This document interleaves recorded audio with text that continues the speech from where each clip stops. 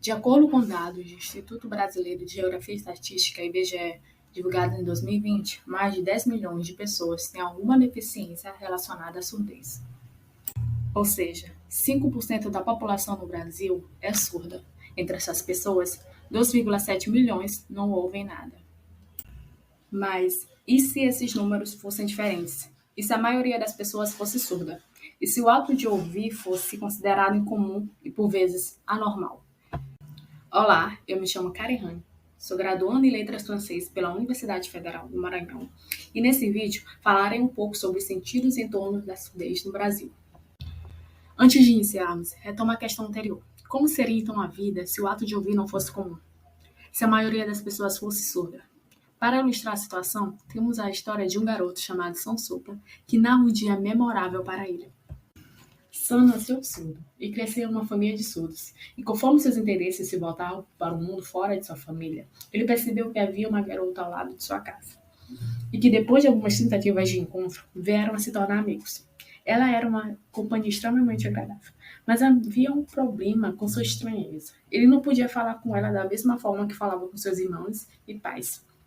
Ela parecia ter uma dificuldade imensa em compreender até mesmo os gestos mais básicos. E após algumas tentativas frustradas de conversa, ele desistiu. E ficou curioso com essa enfermidade estranha que a amiga tinha. Mais uma vez, eles haviam encontrado alguma forma de interagir. Ele contestou-se em acomodar as necessidades peculiares da garota. Um dia, Sam lembra-se, claramente, ele finalmente compreendeu que sua amiga era de fato excêntrica. Eles estavam brincando na casa dela quando de repente sua mãe chegou até eles e começou a mover sua boca animadamente. Como que no passe de mágica, a garota pegou a casinha de bonecas e levou-a para outro lugar. Sam ficou intrigado e voltou para casa para perguntar à sua mãe de que mal exatamente a sua amiga vizinha sofria. Sua mãe explicou que ela era, na verdade, ouvinte e por esse motivo não sabia sinalizar. Ao invés disso, ela e sua mãe falavam. Elas moviam sua boca para se comunicar. Sam então perguntou se a garota e sua família eram as únicas pessoas desse tipo. Sua mãe explicou que não. Na verdade, quase todos seus vizinhos eram assim. Sua família, que era incomum. Mas por serem comum, diferente da maioria, pessoas surdas são simbolizadas de forma incomum, diferente na sociedade, pois, ao longo dos séculos, surdos foram colocados à margem da sociedade por conta disto. Travaram diversas lutas em nome de sua identidade, língua e cultura, até que chegasse a um período moderno em que possuem mais reconhecimento de suas causas. No entanto, muito ainda precisa ser feito, pois observa-se ainda no corpo social a reprodução de estereótipos contra a surdez, que tratam pessoas surdas como anormais, o outro, quando colocados numa posição frente aos ouvintes. É uma pena que vocês estão rindo. Depois que escutasse tudo, estaria completo.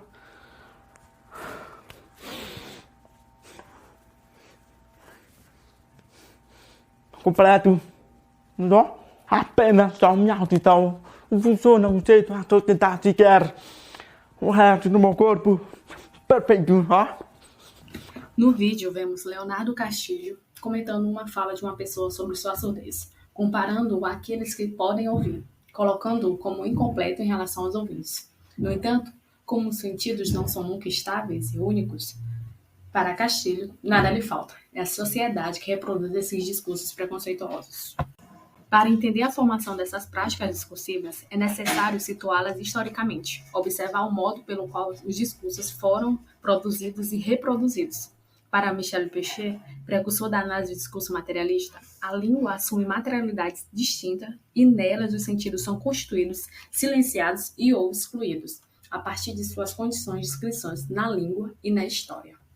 Assim, ao refletirmos o processo de simbolização do sujeito surdo, precisamos fazê-lo a partir das condições socio-históricas em que ele se desenvolve. Sobre essa questão, o historiador Paulo Vaz de Carvalho nos elucida que o preconceito contra surdos é longevo. Há documentos que demarcam desde a Grécia Antiga, em que os surdos eram tratados como incapazes.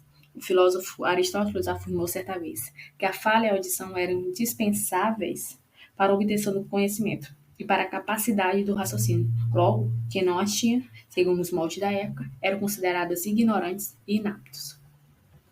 Na Idade Média, tal pensamento ainda persistia, pois acreditava-se que o surdo não era capaz de discernir os sacramentos cristãos. Alguns deles, com situação econômica mais favorecida, tinham acesso à educação. Porém, a grande maioria, em baixa situação de renda, eram colocados em asilos com pessoas com diversas enfermidades, pois eram considerados incapazes de se desenvolver por conta de sua anormalidade. Desta forma, eram marginalizados do convívio social. Ok, mas o que pensam os surdos sobre essa questão?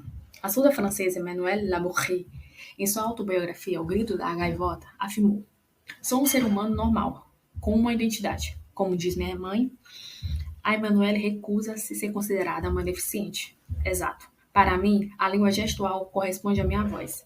Os meus olhos são os meus ouvidos. Sinceramente, nada me falta. É a sociedade que me torna diferente."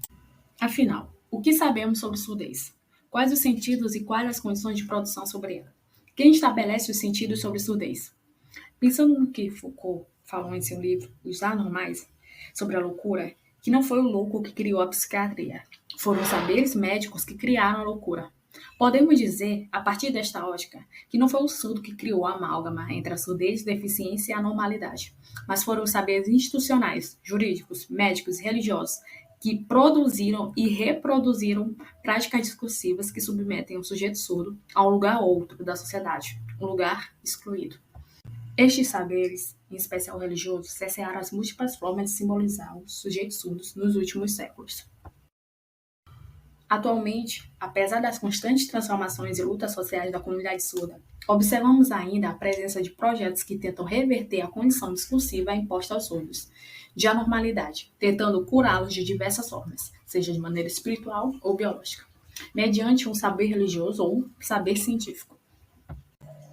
É um dos exemplos desses projetos uma pastoral de surdos brasileira chamada de Efatá, que em seu site da Arquidiocese de Campinas afirma que compreende a surdez não como um obstáculo para viver o sacerdócio, mas como um sinal de superação dos desafios e pôr à prática os talentos como os dons de Deus. A partir desta formulação, percebemos uma associação entre o religioso e a condição de surdez, simbolizando-a como um dom, um presente. Mas esse discurso é majoritário e consensual na instituição religiosa?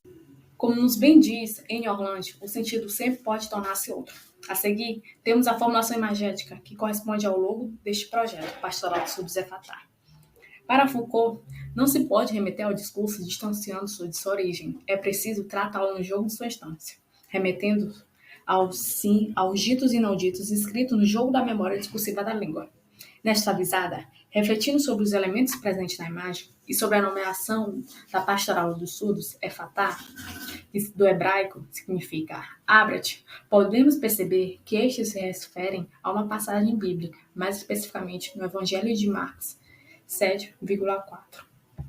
Segundo a passagem, durante uma cura realizada pelo profeta Jesus em seu trajeto até o Mar da Galileia, algumas pessoas lhe trouxeram uma pessoa surdo-cega e intercederam que Jesus o curasse.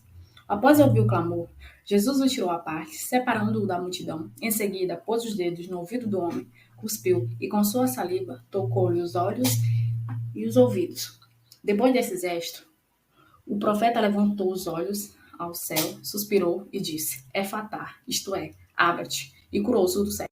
A partir de então, percebeu-se na história da surdez diversos momentos em que pessoas tentaram repetir o ato da cura em sujeitos surdos inspirados no saber-poder dos enunciados mencionados na Bíblia cristã, como podemos observar em um vídeo publicado pela página do Instagram do intérprete Marcelo Razona Libras. E o seu testemunho vai converter aqueles que não escutam. E você vai juntar o teu povo. E você vai ser profeta. Porque Deus quer isso de você.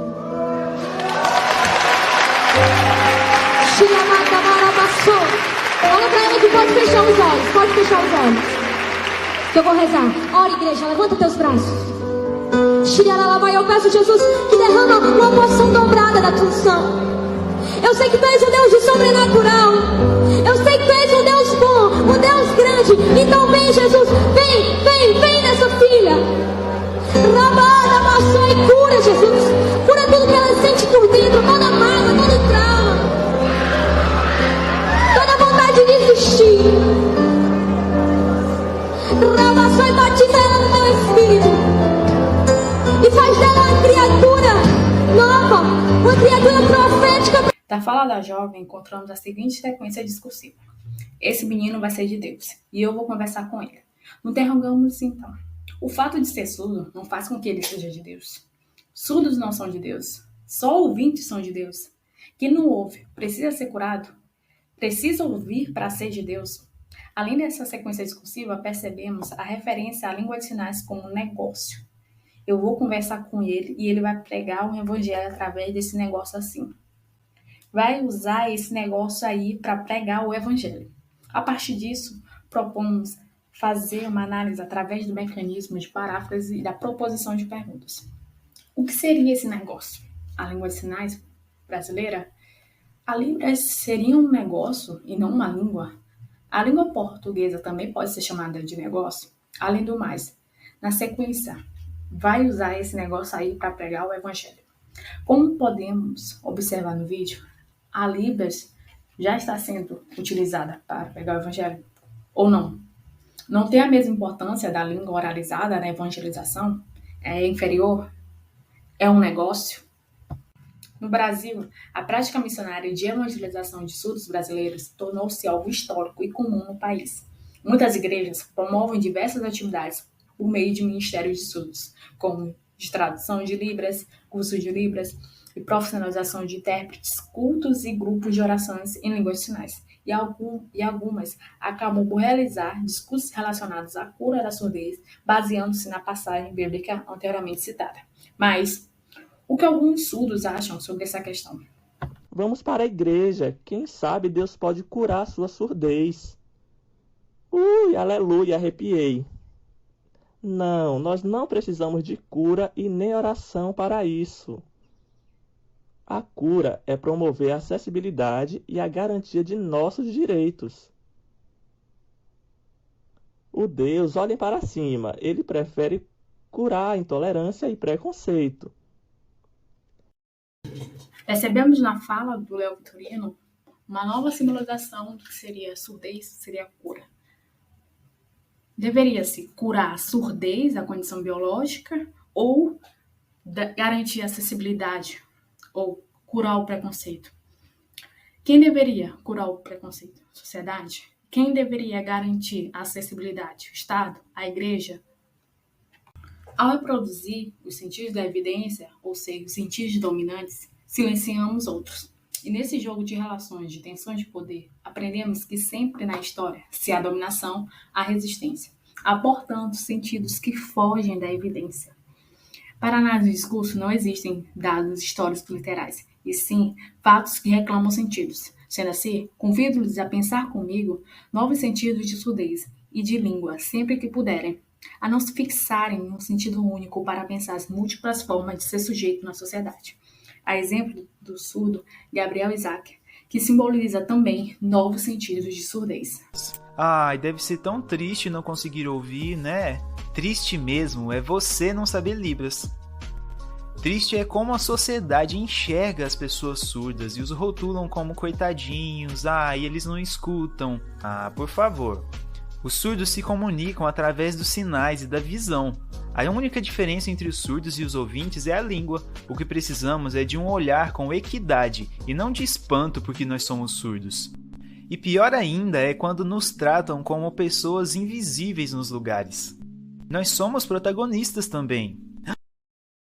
Bom, com esse vídeo simbolizamos um pouco os sentidos de surdez, apresentando sempre que o sentido sempre pode ser outro, podemos sempre sair da evidência do sentido dominante.